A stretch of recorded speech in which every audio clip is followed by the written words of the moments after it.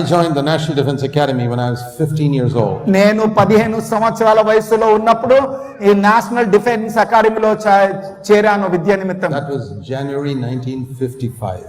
అది జనవరి మాసం 1955వ సంవత్సరం. I was not born again.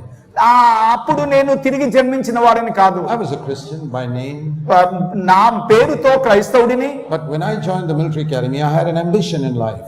ఎప్పుడైతే మిలిటరీ కళాశాలలో నేను ప్రవేశించానో నా జీవితంలో ఒక లక్ష్యం ఉండేది. I wanted to make the most of my earthly life. నా భూలోక జీవితం అంతా కూడా ఎంతో శ్రేష్టమైనదిగా చేసుకోవాలని. I wanted to end my life as the admiral of the Indian Navy. భారత నావికా దళంలో అత్యున్నత పదవి వహించే అడ్మైరల్ యొక్క స్థాయికి చేరాలనే లక్ష్యం. I worked hard. దాని కొరకు కష్టపడ్డాను. I passed out first in my class in the Navy, in the military academy.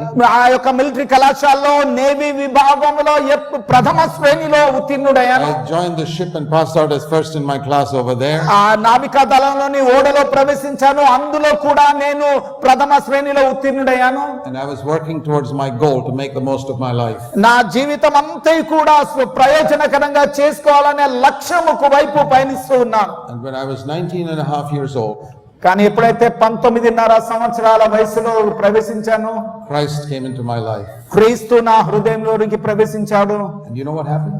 ఏం జరిగిందో మీకు తెలుసా? Not only my sins were forgiven, నా పాపములు క్షమించబడడం మాత్రమే కాకుండా my whole understanding of how to make the most of your life changed like that. నా జీవితం అంతా కూడా ఏ రీతిగా ప్రయోజనకరంగా చేసుకోవాలని ఆ గ్రహింపంతా కూడా సమూలంగా మార్పు చెందింది. I suddenly realized that the greatest thing in life is not to become somebody big in this world. ఆ వెంటనే నేను గ్రహించిన సంగతి ఏమిటనగా నా జీవితంలో అతి ఉన్నతమైన గురి ఆ నావికా దళ అధిపతి కావడం కాదు. The greatest thing in the world was to show other people what God was like. ఈ లోకములో అతి గొప్ప సంగతి దేవుడు ఎలా ఉంటాడో చూపవలసిందని. You know, Jesus said at the end of his life, యేసుక్రీస్తు తన జీవిత చివరి దినాల్లో he చెప్పాడు, told his disciples, ఆయన తన శిష్యులకు చెప్పాడు, if you have seen me, you have seen the Father. నన్ను చూసిన వారు తండ్రిని చూశారని. You don't need to see the Father. ఈ తండ్రిని మీరు చూడవసరం లేదు. You have seen me, you have seen the Father. నన్ను చూసినట్లయితే తండ్రిని చూసినవారు. Jesus said, I came to earth to show you all what the Father was like. తండ్రి ఏ రీతిగా ఉన్నాడో చూపు నిమిత్తమే నేను ఈ లోకములోనికి వచ్చానని యేసు చెప్పాడు. He explained with words that if you earthly fathers give good things to your children, how much more your heavenly Father will give good ఈ things. లోకపు తండ్రులు మీకు తన పిల్లలకు ఏ రీతిగా శ్రేష్టమైన ఇస్తాడో అలాగే దానికంటే ఎక్కువగా పరలోకపు తండ్రి మరి ఎక్కువ శ్రేష్టమైన ఇస్తాడు కదా అని చూపాడు. He said, your Father cares for the birds, he'll care for you. ఆ పరలోకపు తండ్రి ఈ పక్షుల విషయాన్ని శ్రద్ధ వహిస్తాడు, మీ విషయమైన శ్రద్ధ వహిస్తాడు. Clothes the flowers, he will clothe you. ఆయన పూలను అలంకరింపజేసేవాడు, నీకును కూడా అలంకరింపజేస్తాడు. He taught so many things about the Father with his words. తన యొక్క మాటల ద్వారా తండ్రిని గురించి అనేక సంగతులను బోధించాడు. But not only that, he showed the Father by the way he lived. అంత మాత్రమే కాకుండా తను జీవించిన విధానం ద్వారా తండ్రిని చూపాడు. When he knelt down at the disciples' feet and washed their feet on the last day. ఎప్పుడైతే ఆ చివరి దినాన ఆయన మోకరిల్లి శిష్యుల యొక్క పాదములను కడిగాడు, It was immediately after doing that he said, if you have seen me, you have seen the Father. ఆ రీతిగా పాదములు కడిగిన వెంటనే నన్ను చూసిన వాడు తండ్రిని చూశాడని చెప్పారు. That means this is what God is like. దాని భావం ఏంటంటే దేవుడు ఈ రీతిగా ఉన్నాడు. God wants to be your servant. దేవుడు నీ సేవకుడుగా ఉండాలని కోరుతూ ఉన్నాడు. He wants to wash your dirty feet. ఆయన నీ మురికి పాదములను కడగాలని కోరుతూ ఉన్నాడు. He was showing that the Father is a very humble person. తండ్రి ఎంతో వినయ హృదయం కలిగిన వాడని చూపాడు. One day when we stand before God, ఓ దేవుని ఎదుట ఒక దినాన మనము నిలువబడినప్పుడు, and we see him face to face, ఆయనను ముఖాముఖిగా చూసినప్పుడు we will see that he is a very, very humble person. ఆయన ఎంతో ఎంతో దీన మనసు గలవాడుగా మనం చూస్తాం. He's not arrogant like Christian people. క్రైస్తవుల వలె ఆయన కఠినుడు కాదు. He's a very humble person. ఆయన ఎంతో దీన మనసు కలిగిన వాడు. He's not a God who wants to show off. He wants God who wants to hide himself. ఆయన సమస్తమును కనపరిచేవాలని అభిలాషించే దేవుడు కాదు, కానీ సమస్తమును కూడా మరుగున ఉంచే ఇష్టపడేవాడు. That's why Jesus never wanted to show off. అందుకని యేసు ఎప్పుడు కూడా తానేమిటో చూపుకోలేదు. He would heal somebody and said, don't tell anybody. ఆయన ఎవరినైనా స్వస్థపరిచినప్పుడు ఎవరితో చెప్పకూడదని చెప్పాడు. He was showing people what God is like. దేవుడు ఎలాంటి వాడో ఆయన చూపెట్టాడు. He didn't want to show off, I am a great healer. నేను గొప్పగా స్వస్థపరిచేవాడినని చూపెట్టుకోవడానికి ఇష్టపడలేదు. I'm happy that you got healed. నీవు స్వస్థపరిచబడ్డావు, నాకు చాలా సంతోషం అని చెప్పాడు. Nobody needs to know about me. ఇక స్వస్థత విషయమై ఇతరులకు తెలియవలసిన అవసరం లేదు. You find preachers like that today? అలాంటి వ్యక్తులు నీకు కనబడతారా నేడు? What a wrong picture చూడండి, we have given to this world about Christ. క్రీస్తును గురించి లోకమునకు ఎలాంటి తప్పుడు సాదృశ్యాలను మనం చూపెడుతున్నాం. We have to hang our head in shame. సిగ్గుతో మన తలలు వంచుకోవలసి వస్తుంది. India has not rejected Jesus Christ. భారతదేశము యేసు క్రీస్తును తృణీకరించలేదు. India has rejected the Christ they have seen in Christians. క్రైస్తవుల్లో వారు చూసిన క్రీస్తును వారు భారతదేశస్థులు తృణీకరించారు. God called me to leave my job when I was 26 years old. నేను 26వ సంవత్సరాల వయసులో ఉన్నప్పుడు నా ఉద్యోగమును వదిలివేయనట్లుగా దేవుడు నన్ను పిలిచాడు. For the last 43 years I've been serving the Lord. గత 43 సంవత్సరాలుగా నేను ప్రభువును సేవిస్తూ ఉన్నాను. As I traveled through the length and breadth of India, మన భారతదేశ యొక్క ప్రతి దిశ ప్రతి అంచును నేను ప్రయాణం చేసినప్పుడు I was not disturbed that, oh, India, only 2% are Christians. భారతదేశంలో కేవలం 2% క్రైస్తవులు అనే విన్నప్పుడు నేను ఏమాత్రం కలవరపడలేదు. I was sad that this 2% itself is of such poor quality.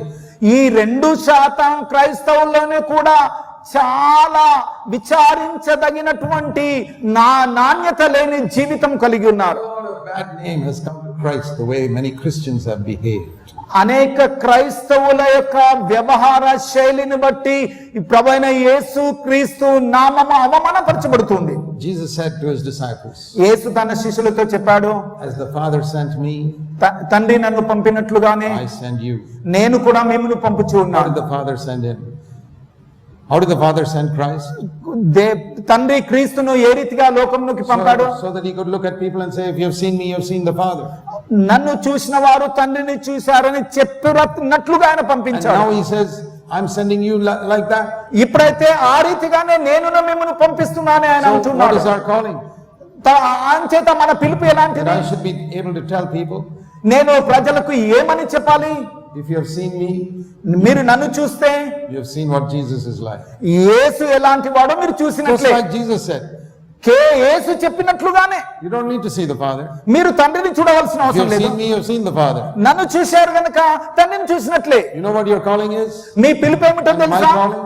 నా పిలుపు ఏమిటో తెలుసా? To tell people, ప్రజలకేమని చెప్పాలి? if you have seen the way I live, నేను ఎలా జీవిస్తున్నానో మీరు చూస్తే, seen how I behave with my wife at home, నా ఇంటిలో నా భార్యతో నేను ఎట్లా వ్యవహరిస్తున్నానో మీరు చూస్తే, you have seen what Jesus is like. యేసు కూడా ఎలాంటి వాడో మీరు చూసినట్లే. If you've seen how I speak even to a beggar on the street, లేదా వీధిలో నేను ఒక భిక్షగాడితో ఎలా మాట్లాడుతున్నానో మీరు చూస్తే, you have seen what Jesus is like.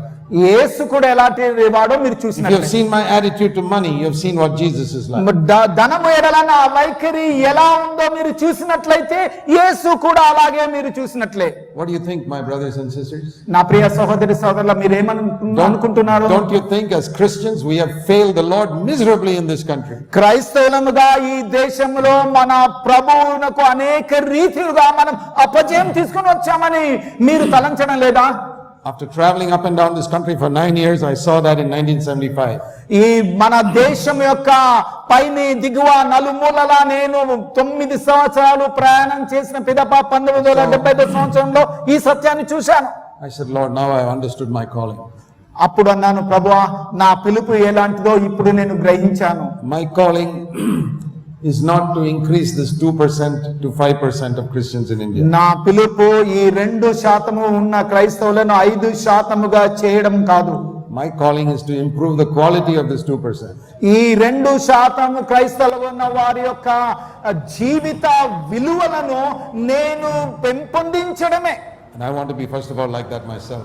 మొట్టమొదటి ఆ రీతిగా నేను ఉండడమే చేయవలసిన మొదటి పని. I saw that the one person who walked on this earth and who made the most of his life was Jesus Christ.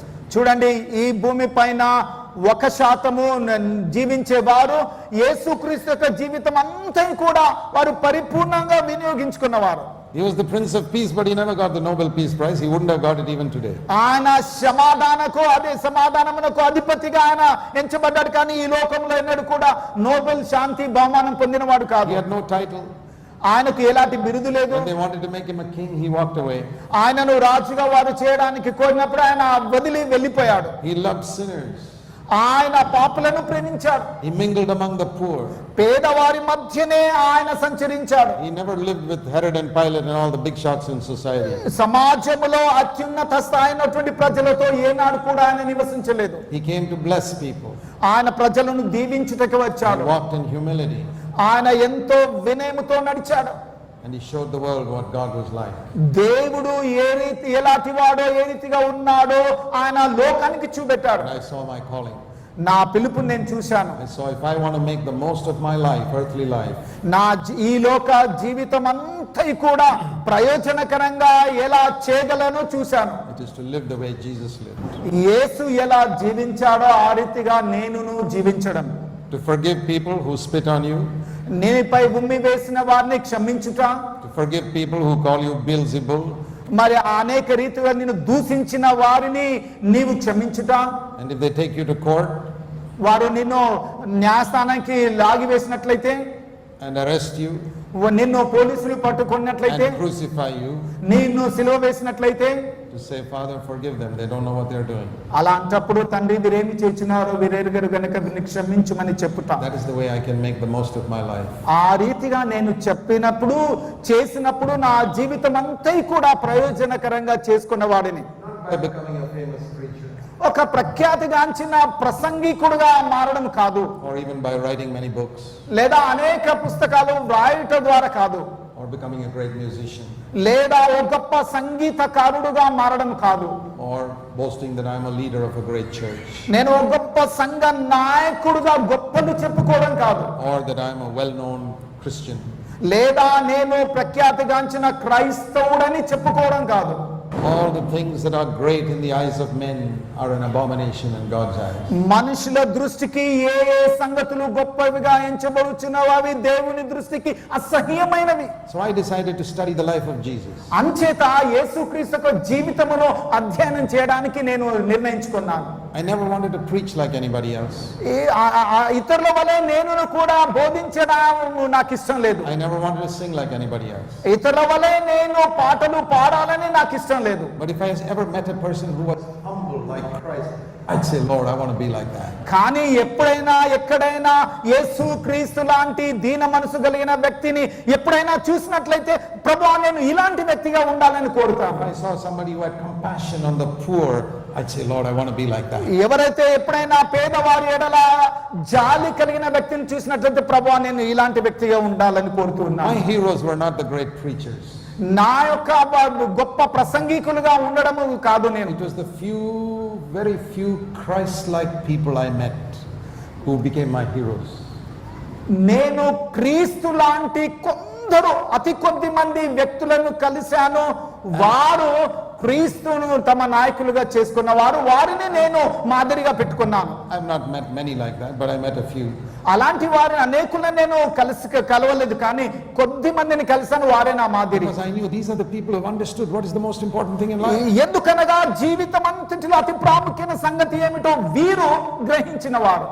And I knew that if I wanted to go that way, నేను ఆ రీతిగా వెళ్ళాలని కోరితే ఏం చేయాలని ఎరిగి ఉన్నాను. I would have to take Jesus' words very seriously. యేసు యొక్క మాటలు అవి చాలా కీలకమని భావించి నేను ఎంచాలి. If anyone wants to come after me, he must take up his cross daily and follow me. నన్ను వెంబడించగోరిన వాడెవడైనా ఉన్నట్లయితే వాడు తన సిలువనెత్తుకొని ప్రతి దినము నన్ను వెంబడించవలెను. In 50 years that I've been a born-again Christian, 50 సంవత్సరాలుగా తిరిగి జన్మించిన క్రైస్తవుడుగా నేను ఉంటూ ఉన్నాను. I can count on these 10 fingers the number of times I heard anybody preach about taking up the cross. యేసుక్రీస్తు సిలువనెత్తుకొని వెంబడించమని బోధించిన వారు ఎంతమంది నేను చూశానో ఈ 10,000లో నేను లెక్క పెట్టగలుగుతాను. Less than 10 times in 50 years have I heard a man preaching what is the meaning of taking up the cross and following Jesus. 50 సంవత్సరాల్లో 10 పర్యాయాల కన్నా కూడా తక్కువ తక్కువ సార్లు యేసు క్రీస్తు సిలువనెత్తుకొని వెంబడించుట అనగా ఏమిటో వివరించిన వారిని చూశాను. How many times have you heard someone explain to you what it means to take up the cross to follow Jesus? సిలువను ఎత్తుకొని వెంబడించుట అనగా ఏమిటో మీ ప్రసంగం చేయబడిన మీలో ఎంతమంది అలాంటి ప్రసంగాలు విన్నారు? I looked for books on it. It was difficult to find books on it. అలాంటి సత్యంలో కొరకే నేను పుస్తకాలు పరిశోధించాను, కానీ నాకు లభించలేదు. Most of the books are on how to make money in Jesus' name. యేసు నామమున ఎలా డబ్బులు సంపాదించగలుగుతామో అనేక పుస్తకాలు ఉన్నాయి. How to get a better house and a better car. ఓ మంచి ఇల్లును మంచి కారు ఎలా కొనగలుగుతామో ఉన్నవి How to పుస్తకాలు. claim earthly things in Jesus' name. యేసు నామమున ఈ లోక సంబంధమైన విషయాలు ఏమేమి పొందగలమో అను వాటిపై ఉన్నవి. What a work the devil has done in deceiving Christians. చూడండి, ఇలాంటి క్రైస్తవుల విషయంలో సాతానుడు ఎలాంటి కార్యాలు చేశారు. Not leading them into sin. వారిని పాపములో వదిలివేయడం కాదు, Sidetracking them from the main thing in life. జీవితంలో అతి ముఖ్యమైన విషయంలో పక్కకు తొలగించడం. So I decided to study the scriptures myself to find out what does it mean to take up the cross. సిలువను ఎత్తుకొని వెంబడించుట అనగా ఏమిటో బైబిల్ ఏమి సెలవిస్తుందో పరిశోధించడానికి నేను And నిర్ణయించుకున్నాను. I saw that the Bible says the main problem with us is that our life is centered in ourselves.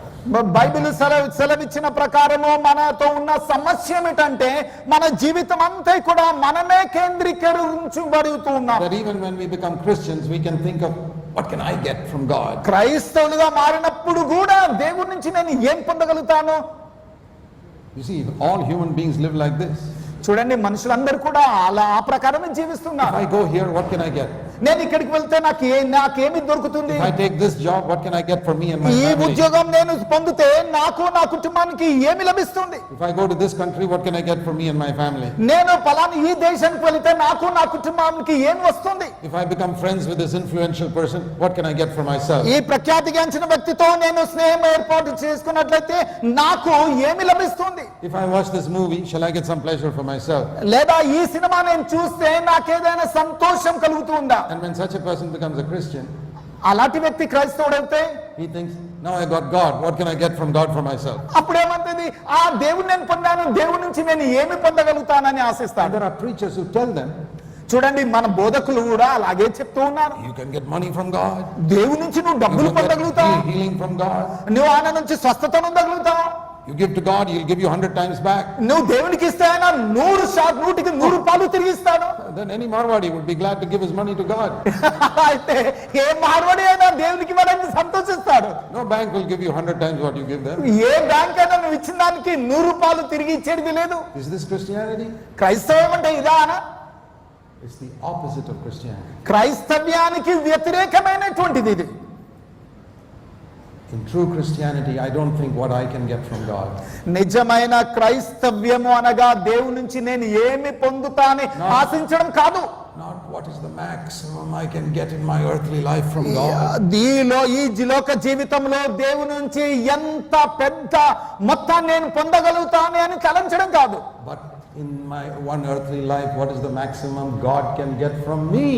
కానీ ఈ లోక జీవితంలో దేవుడు అత్యధికంగా నా నుండి ఏమి పొందగలుగుతాడు? When you begin to think like that, then God is in the center of your life. అలా నీవు ఆలోచించడం ప్రారంభిస్తే ఇక దేవుడు నీ జీవిత కేంద్రం అవుతున్నాడు. Lord, if I move my residence to that place, will that enhance and promote your kingdom more? దేవా, నేను పలాని చోటికి పలాని గృహంలోనికి మారినట్లయితే నీ రాజ్యము వ్యాపింప చేయడానికి కారణమవుతుందా?